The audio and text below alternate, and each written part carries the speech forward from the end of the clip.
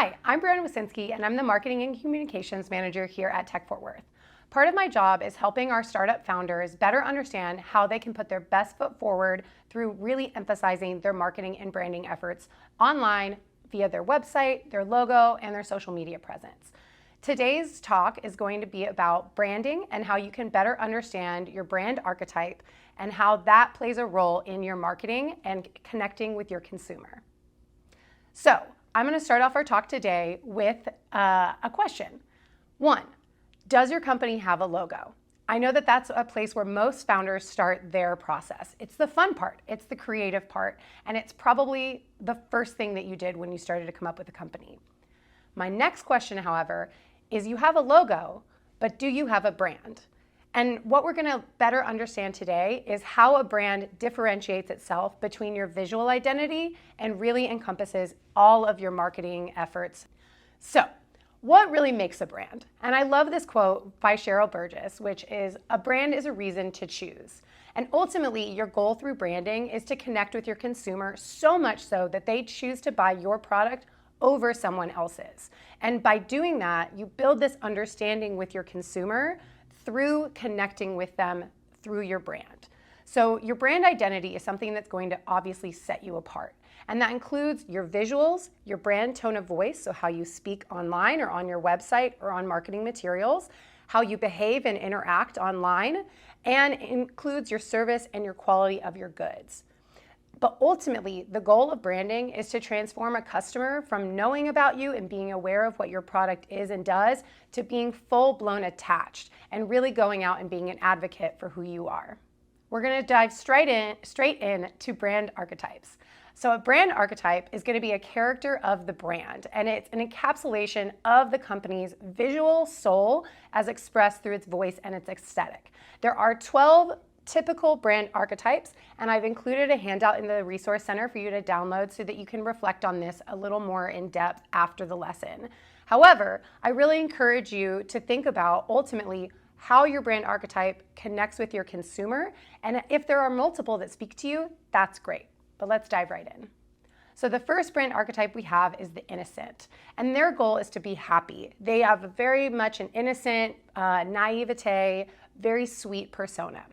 We also have the regular. This is your everyday gentleman or woman.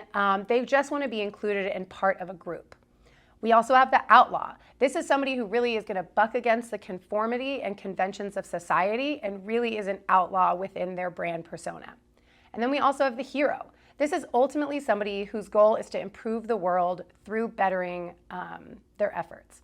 And again, on the handout, we have a few more understandings of how each of these represent in different brands.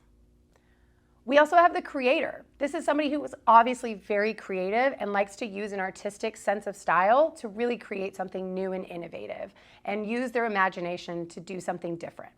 We also have the explorer. This is somebody who's obviously adventurous and really enjoys trying new things and breaking against conventions, similar to the outlaw. The magician is somebody who takes all these disparate pieces and mixes them together to create true magic. Think Walt Disney. The ruler is somebody who's very regal and is going to help put down a set of law and order around their brand. We have the jester. This is obviously somebody who has a sense of humor and brings a joyfulness and a lighthearted sensibility to their marketing persona. We also have the caregiver. This one is very typical for nonprofits and is typically somebody who's very loving, generous, kind, and giving. We also have the sage. These people are typically brands associated with education or news sources because their ultimate goal is to provide wisdom and advice. And then last, we have the lover. And this one's pretty self-explanatory. Their ultimate goal is to love, to bring people together, and to create intimacy and harmony. I just want to know, is there an archetype that speaks to you? Is there one that's giving that main character energy that you really want to associate with your brand? The next question that I want you to reflect after that one is it the same archetype for yourself and for your brand? Because there should be a differentiation between what you identify with and what your consumer is going to identify with. And it's a bit of a delicate dance, and it might take some time to really reflect on that and understand the differences between the two. We better understood how a brand archetype plays a role in your marketing. But why do brands fail? And why do some succeed? And I want to go through kind of the 3 do's and don'ts. So the first reason that a lot of brands oftentimes will fail is they fail to be authentic. And with the growing Gen Z persona online, they can sniff out inauthentic people and brands very quickly. So I really encourage you to always stay true to who your brand is and don't just going and try something different because you think it's going to resonate with a different audience. Continue to remember who your customer is and they're going to continue to stick with you. Now, I do say that, but definitely try to stay relevant as a brand. If there's a funny TikTok trend going around or there's a meme that's very funny and it's in line with your brand, definitely go for it, and you want to stay relevant and consistent and top of mind with your consumers. But don't just try to fit in for the sake of fitting in. Make sure, again, it always goes back to, is it in alignment with who you are and the values that you represent as a brand? And last is do things consistency. Brands who fail are oftentimes inconsistent on posting on social media. They're inconsistent on the delivery of their goods or their services. So the more consistent behavior that you can display and the more consistent messaging that you can stick to, the better your customer is going to understand and associate themselves with your brand. I love this question because ultimately we know that branding is about storytelling. It's a buzzword going around right now because ultimately we associate with a story. Imagine sitting down with your friend and they're telling you what happened over the last weekend. And they start in the beginning, they have a middle, and they obviously have a conclusion. But ultimately, why you're paying attention to that story is because you care about your friend who is the main character. So I want you to think about your brand story and answer some of these questions.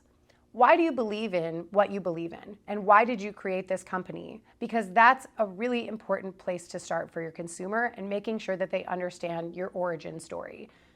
Understanding what your pain points are and how you're solving those for your customer or your audience. And then what are you doing for the world at large? I think a great place to start with your brand story is to start with your story as a founder.